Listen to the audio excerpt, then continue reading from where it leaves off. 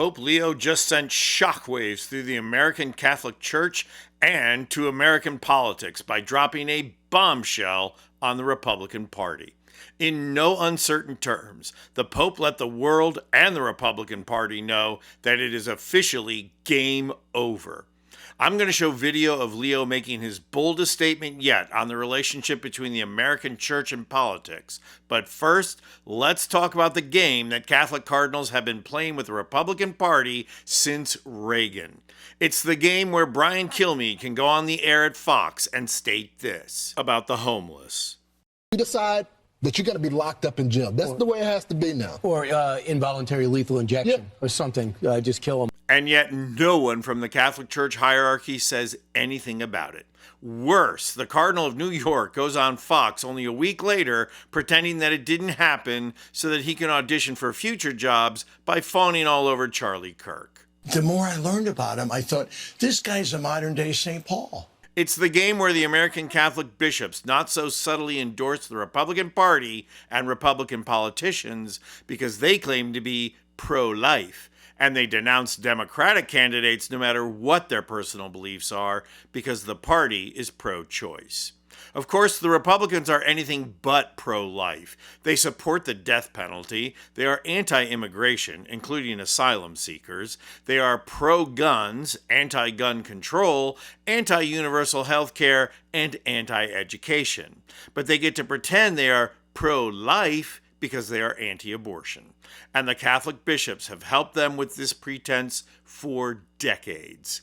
They go around denying communion to Democratic politicians who vote to fund Planned Parenthood and access to abortion by poor women. They implicitly, and sometimes not so implicitly, endorse Republican politicians, all the while saying they are apolitical. And yet an employee of the United States Conference of Catholic Bishops was fired in 2004 for supporting the candidacy of John Kerry. So now, the Cardinal Archbishop of Chicago, Blase Cupich, is bestowing a Lifetime Achievement Award on Democratic Senator Dick Durbin for his work surrounding immigration policy and for supporting immigrants. And of course, a chorus of conservative bishops, including the nearby Bishop of Springfield, decided to denounce the Cardinal's decision. And why? Because Durbin is pro-choice politically. In fact, the number of bishops banding together to complain from the sidelines is now 10. So, small, but trying to use a megaphone nonetheless. Well, Pope Leo made clear today that the absolutism of the church's right wing is not the official position of the church.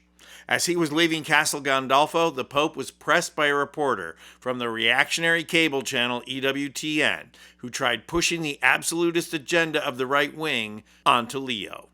Here is what Leo had to say. Thank you for speaking with us. I just wanted to ask one thing that has become a bit of a divisive subject in the U.S. right now, with Cardinal Cupich giving an award to Senator Durbin. Some people of faith are having a hard time with understanding this because he is he's for legalized abortion. How would you help people of faith right now decipher that, feel about that, and how do you feel about that? I'm not terribly familiar with the particular case. I think that it's very important to look at the overall work that a senator has done during, if I'm not mistaken, 4 years of service in the United States Senate. I understand the difficulty and the tensions, but I think, as I myself have spoken in the past, it's important to look at many issues that are related to what is the teaching of the church. Someone who says I'm against abortion but says I'm in favor of the death penalty is not really pro-life. So someone who says that I'm against abortion but I'm in agreement with the inhuman treatment of immigrants who are in the United States, I don't know if that's pro-life. So they're very complex issues. I don't know if anyone has all the truth on them, but I would ask first and foremost that there be greater respect for one another and that we search together both as human beings, in that case as American citizens or citizens of the state of Illinois, as well as Catholics, to say we need to really look closely at all of these ethical issues and to find the way forward as church. The church teaching on each one of those issues is very clear. Thank you very much. The Pope's statement was classic Pope Leo, soft-spoken but decisive, indirect but pointed, and local with global implications. In his own gentle way, Leo just stomped on that kind of absolutism that conservative bishops have been wielding like a cudgel to crush the political and religious left. He just absolutely schooled this reporter who tried to trap him in that right-wing paradigm that progressive bishops are confusing the faithful about the teachings of the church. Pope Leo served as a missionary priest for over 20 years. You want to know how to piss off a missionary priest? Try telling them that the faithful are a bunch of dimwits that need a bishop to tell them what to think. Leo's insistence on taking into account the full measure of a person and their actions is a rejection of simplistic sloganeering in favor of moral complexity. That is what lies at the heart of Catholic theology.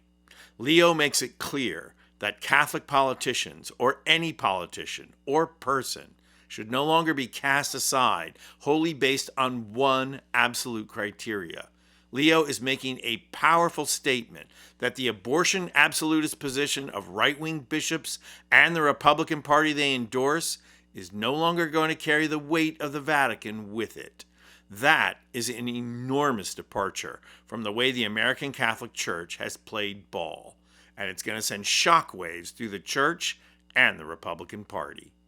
I'm Anthony Vincent Gallo for Occupy Democrats. And if you like this video, please hit the like button and subscribe to our channel. You'll not only help out our channel, you'll be taking concrete action and helping get rid of Trump and the MAGA movement who ushered him in.